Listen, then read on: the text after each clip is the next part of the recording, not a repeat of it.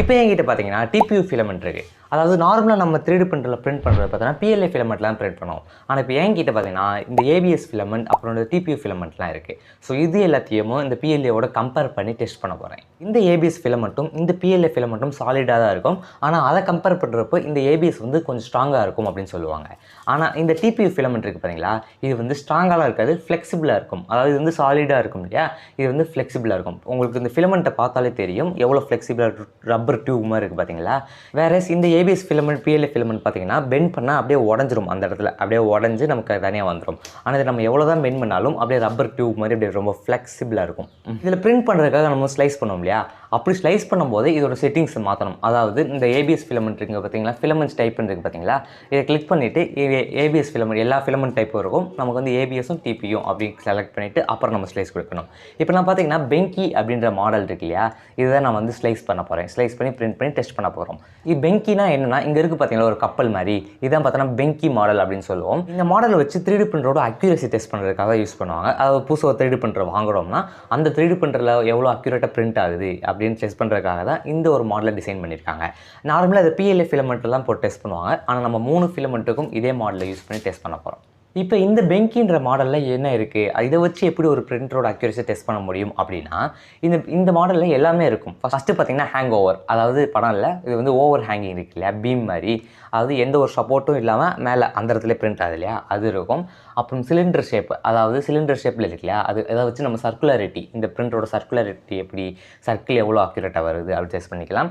அடுத்து பார்த்தோம்னா மேலே ஒரு ஸ்லோப் மாதிரி இருக்குது பார்த்தீங்களா, அந்த ஸ்லோப்பில் அப்புறம் எவ்வளோ அக்யூரேட்டாக பிரிண்ட் ஆகுது அப்படின்னு செக் பண்ணிக்கலாம். அடுத்து முன்னாடி ஒரு கர்வ் மாதிரி இருக்குது. அடுத்து பார்த்தோம்னா அந்த விண்டோ இருக்குது பார்த்தீங்களா, ஒரு விண்டோ பார்த்தோம்னா சர்க்கிளாகவும் இன்னொரு விண்டோ பார்த்தோம்னா ஸ்கொயராகவும் இருக்கும். ஸோ அந்த சர்க்கிளில் ஓவர் ஹேங்கிங் எப்படி இருக்குது, ஸ்கொயரில் ஓவர் ஹேங்கிங் எப்படி இருக்குன்னு டெஸ்ட் பண்ணுற மாதிரி எல்லா விதமான டெஸ்ட்டும் இந்த ஒரே மாடலில் இருக்குது. அப்படின்றனால தான் இதை வந்து 3D பிரிண்டர் டெஸ்ட் பண்ணுறதுக்காக யூஸ் பண்ணுவாங்க. இப்போ இந்த மாடலை இந்த 3 ஃபிலமெண்ட்லேயும் பிரிண்ட் பண்ணி எடுத்துகிட்டு வந்துடுறேன்.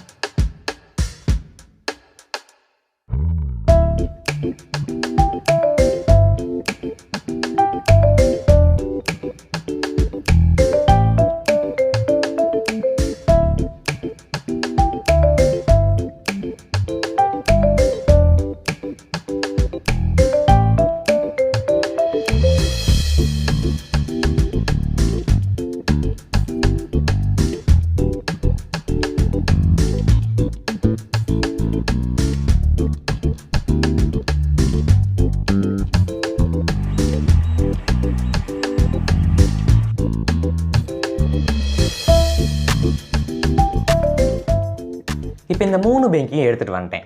அந்த TPU ஃபிலமெண்ட்டில் பிரிண்ட் பண்ணும்போது மட்டும் ஃபோன் சார்ஜ் எல்லாம் செத்து போச்சு. அதனால் அது மட்டும் பாதி தான் கேப்சர் ஆகிருக்கு. So sorry for that. இப்போ இந்த ABS ஃபிலமெண்ட்டில் பிரிண்ட் ஆகும்போது பயங்கரமாக ஸ்மெல் வந்துச்சு. அதாவது இந்த ரப்பர் எரிக்கும்போது ஸ்மெல் வரும் பார்த்தீங்களா, அது மாதிரி ஒரு ஸ்மெல் இதில் வந்துச்சு. அண்ட் இந்த TPU ஃபிலமெண்ட்டில் பிரிண்ட் பண்ணும்போது லைட்டாக அந்த ஸ்மெல் வந்துச்சு. ஆனால் இதில் இந்த ABSல தான் ஓவராக ஸ்மெல் வந்துச்சு. அண்ட் இந்த TPU ஃபிலமெண்ட்டில் பிரிண்ட் பண்ணும்போது பெட்டோட டெம்பரேச்சர் 80 டிகிரி அப்படின்றதுனால ஃபிலமெண்ட் கீழே போனோன்னே ட்ரை ஆகாமல் அப்படியே ஒரு மாதிரி கொசன்னு மெல்ட் ஆகி ஒரு மாதிரி ஸ்டேட்டில் இருந்திருக்கு. அதனால் கீழே பார்த்தீங்கன்னாலே தெரியும், உங்களுக்கு கீழே ஃபுல்லாகவே ஃப்ளாட்டாக இல்லாமல் கொலன்னு இருக்குது. வேறஸ் மற்ற 2 இதுலேயும் பார்த்தோம்னா நல்லா ஃப்ளாட்டாக நமக்கு ஈவனாக ஒரு சர்ஃபேஸ் கிடச்சிருக்கு. கீழே இதில் பார்த்தோம்னா நமக்கு அப்படியே மொய் இருக்குது. ஆனால் இந்த ஹீட்டை கம்மி பண்ணோம், அதாவது பெட் டெம்பரேச்சரை கம்மி பண்ணால் இது ஓகே ஆயிரும்னு நினைக்கிறேன். ஸோ இப்போ கம்பேரிசன் பார்த்துருவோம். இந்த PLA பார்த்தீங்கன்னா எப்பவும் போல் நிறைய வெப்பாக விட்ருக்கு. அண்ட் ABSோட கம்பேர் பண்ணும்போது இதோட குவாலிட்டி பார்த்திங்கன்னா கம்மியாக இருக்க மாதிரி இருக்குது. அதோட அந்த ஸ்ட்ராங்னஸ் இருக்குது பார்த்தீங்களா, அது வந்து ABSல நல்லாவே இருக்குது, ஃபீல் ஆகுது. இது வந்து ரொம்பவே லைட்டாக இருக்குது. நிறைய பேர் என்ன சொல்கிறாங்கன்னா இந்த PLA வந்து வெளியில் வச்சாலே உருகிடும், மெல்ட் ஆக ஆரம்பிச்சுன்னு சொல்கிறாங்க. ஸோ இதோட மெல்ட்டிங் டெம்பரேச்சர் வந்து கம்மி. அது வந்து ABSை கம்பேர் பண்ணும்போது மெல்ட்டிங் டெம்பரேச்சர் ரொம்பவே கம்மி. அதே மாதிரி இதோட குவாலிட்டி இருக்குது இல்லையா, அதாவது ஸ்ட்ராங்னஸ் இருக்குது, அது வந்து ABSோட கம்மி தான். நார்மலாக கையில் உடச்சாலே ஈஸியாக உடஞ்சிற அளவுக்கு தான் இதோட ஸ்ட்ராங்னஸ். கம்பேர் டு இப்போ ABS பார்த்தோம்னா நல்லாவே செம குவாலிட்டியாக பிரிண்டிங் குவாலிட்டியும் நல்லா இருக்குது. அதேமாதிரி அந்த ஸ்டெடினஸ் இருக்குல்ல, ஸ்ட்ராங்னஸ், அது வந்து சூப்பராக இருக்குது, குவாலிட்டியாக இருக்குது. நல்லா உண்மையான பிளாஸ்டிக் மோல்டிங்கில் இப்போ நான் பிளாஸ்டிக் எப்படி இருக்கும் அது மாதிரி ஃபீல் ஆகுது. முன்னாடியே சொன்னேன்ல, கீழே ஒரு மாதிரி கொசன்னு வந்திருக்கு, ஃப்ளாட்டாக இல்லாமல். அது மட்டும்தான் இப்போ ஒரே ஒரு டிஸ்அட்வான்டேஜ். டெம்பரேச்சரை நம்ம கம்மி பண்ணோம்னா இது ஓகே ஆயிரும்னு நினைக்கிறேன். ஆனால் அதே மாதிரி ஒரு லேயர் மட்டும் எக்ஸ்ட்ரா வந்திருக்கு, அது ஏன்னு தெரில, அது வந்து பெட்டு டிஸ்டர்ப் ஆகிருக்குன்னு நினைக்கிறேன். மற்றபடி இந்த ABS வந்து சூப்பராக இருக்குது. TPU ஃபிலமெண்ட் பார்த்தோம்னா பிரிண்டிங் குவாலிட்டி அந்தளவுக்குலாம் இல்லை. நான் ஃப்ளெக்சிபிலிட்டி பார்த்தோம்னா நான் நினச்ச அளவுக்கு இல்லை. நான் நினச்ச துணி மாதிரி ரொம்ப ஃப்ளெக்சிபிளாக இருக்கும் அப்படின்னு நினச்சேன். பட் நம்ம ஃபோன் கேஸ் இருக்கும் இல்லையா, அந்தளவுக்குலாம் இது ஃப்ளெக்சிபிளாக இருக்குது. அண்ட் ரொம்ப வளைச்சோம்னா, ரொம்ப ஃப்ளெக்சிபிளாக இருக்கும்ட்டு வளைச்சோம்னா இந்த லேயர் வந்து அப்படியே ஒரு லேயருக்கும் இன்னொரு லேயருக்கும் இருக்கு இல்லையா, அது வந்து அப்படியே விட்டுருது, அப்படியே கேப் மாதிரி ஆயிடுது. அண்ட் வெப்பும் இதில் நிறையாவே கிரியேட் ஆகிருக்கு. அண்ட் இந்த வெப் ஏன் கிரியேட் ஆகுது அப்படின்னு நான் ரிசர்ச் பண்ணும்போது என்ன தெரிஞ்சுன்னா, இந்த வெப்பு கிரியேட் ஆகிறதுக்கு நிறைய மேட்டர் இருக்குது.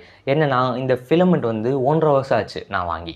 ஸோ அது வந்து வெளியே இருந்தனால ரொம்ப மாய்ஸ்டர் அப்சர்வ் பண்ணியிருக்கு, அதனால் வெப் வந்திருக்கும் அப்படின்னு சொல்கிறாங்க.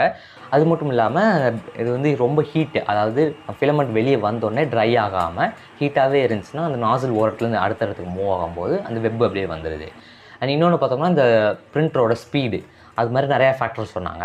அது வந்து நம்ம மெயினாக எடுத்துக்க வேண்டியது ஃபிலமெண்ட் ரொம்ப ஓல்ட் ஆயிடுச்சு, அப்புறம் வெளியவே இருந்தாலும் மாய்ஸ்டர் அப்சர்வ் ஆகிருக்கு அப்படின்றனால இந்த வந்து குவாலிட்டி கம்மியாக வெப்பு நிறையா விடுது.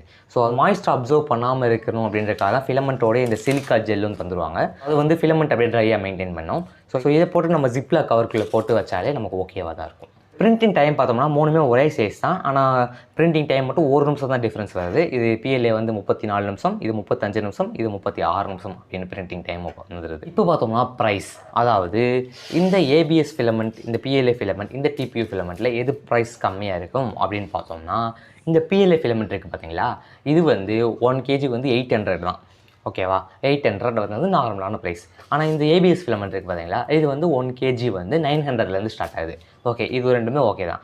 ஆனால் TPU ஃபிலமெண்ட் இருக்குது பார்த்தீங்களா, இது வந்து 1 kg பார்த்தோம்னா 1700 வருது ஸ்டார்டிங்கே. ஸோ அதுக்கு வந்து 3500 இதெல்லாம் நிறையா இருக்குது. இந்த ப்ரைஸ் மூலமாகவும் இந்த குவாலிட்டி டிஃப்ரென்ஸ் வச்சு பார்க்கும்போதும் இந்த ABS ஃபிலமெண்ட் இருக்குல்ல, இது வந்து நல்லாவே பண்ணியிருக்கு. பார்த்தோம்னா நல்ல ஒரு குவாலிட்டி, அதாவது பிளாஸ்டிக் மோல்டிங்கில் ஒரு ப்ராடக்ட் பண்ணும்போது எவ்வளோ ஸ்ட்ராங்காக இருக்கும் அந்தளவுக்கு ஸ்ட்ராங்காக ஃபீல் ஆகுது. இந்த 3 ஃபிலமெண்ட் தான் நம்ம யூஸ் பண்ணுற மேஜரான ஃபிலமெண்ட்ஸ். ஏன்னா இது இல்லாமல் இன்னும் நிறைய ஃபிலமெண்ட்ஸ் இருக்குது. எக்ஸாம்பிள் பார்த்தோம்னா PETGன்னு ஒரு ஃபிலமெண்ட் இருக்குது. அந்த ஃபிலமெண்ட் பார்த்தோம்னா ஃபுட் கண்டெய்னர்ஸ் இருக்கு இல்லையா, அதாவது ஃபுட் சேஃபான ஃபிலமெண்ட். அது ஃபுட் கண்டெய்னர்ஸ் வச்சு ஃபுட்டை நம்ம ஸ்டோர் பண்ணுறதுக்காக அதை யூஸ் பண்ணிக்கலாம். அடுத்து பார்த்தோம்னா TPEன்னு ஃபிலமெண்ட் இருக்குது. இது வந்து TPU ஃபிலமெண்ட், அது வந்து TPE, அதுவும் ஃப்ளெக்சிபிளாக தான் இருக்கும். அது வந்து சிலிக்கான் மாதிரி, அதாவது ஏதாவது சீல் பண்ணுறணும் அப்படின்னா சீல் பண்ணுற ஆப்ஜெக்ட்லாம் அதை பிரிண்ட் பண்ணி யூஸ் பண்ணுவாங்க. இது இல்லாமல் wood filled filament, metal filled filament 2 இருக்குது. அதாவது உட் பார்ட்டிகல்ஸ் எல்லாம் அந்த ஃபிலமெண்ட்டில் இருக்கும். அது பிரிண்ட் பண்ணும்போது நேச்சுரல் வுட்டோட ஃபினிஷ்லேயே நமக்கு கிடைக்கும். அதே மாதிரி மெட்டல் ஃபிலமெண்ட்டும் மெட்டல் ஃபினிஷ்லேயே நமக்கு கிடைக்கும். அதுக்காக வுட் பார்ட்டிகல்ஸும் மெட்டல் பார்ட்டிகல்ஸும் ஃபிலமெண்ட்டில் இருக்கும். இன்னொன்று மேஜரான ஒரு ஃபிலமெண்ட் பார்த்தோம்னா நைலான் ஃபிலமெண்ட். அது பார்த்தோம்னா இந்த ABS இருக்கு இல்லையா, இதை விட நல்லா ஸ்ட்ராங்காக இருக்கும். அது வந்து எதுக்கு யூஸ் பண்ணுவாங்கன்னா, கியர்ஸ்லாம் இருக்குல்ல, மெக்கானிக்கல் பார்ட்ஸில் இருக்க கியர்ஸ், ஃபங்க்ஷனல் பார்ட்ஸ்லாம் யூஸ் பண்ணுவாங்க. ரொம்பவே ஸ்ட்ராங்காக இருக்கும், ஸ்டெடியாக இருக்கும் அப்படின்றதுக்காக அந்த நைலான் ஃபிலமெண்ட்டை யூஸ் பண்ணுவாங்க. அந்த நைலான் ஃபிலமெண்ட் வந்து ரொம்பவே காஸ்ட்லி. இது வந்து 1 kg வந்து 900 வந்துச்சா, அது 1 kg வந்து 3000லேருந்து ஆரம்பிக்கும். ஸோ அது வந்து ரொம்பவே காஸ்ட்லி. ஆனால் அந்த காசுக்கு தகுந்த மாதிரி ஸ்டெடியாக நமக்கு ரொம்ப ஸ்ட்ராங்காக இருக்கும். ஸோ அவ்வளோதான் இந்த வீடியோ. இந்த வீடியோவில் நான் ஃபிலமெண்ட்ஸ் பற்றி நிறைய தெரிஞ்சிருப்பீங்கன்னு நினைக்கிறேன். ஸோ அப்படி உங்களுக்கு பிடிச்சிருந்துச்சுன்னா ஒரு லைக் பண்ணிடுங்க. நம்ம அடுத்த வீடியோவில் பார்ப்போம். டாட்டா.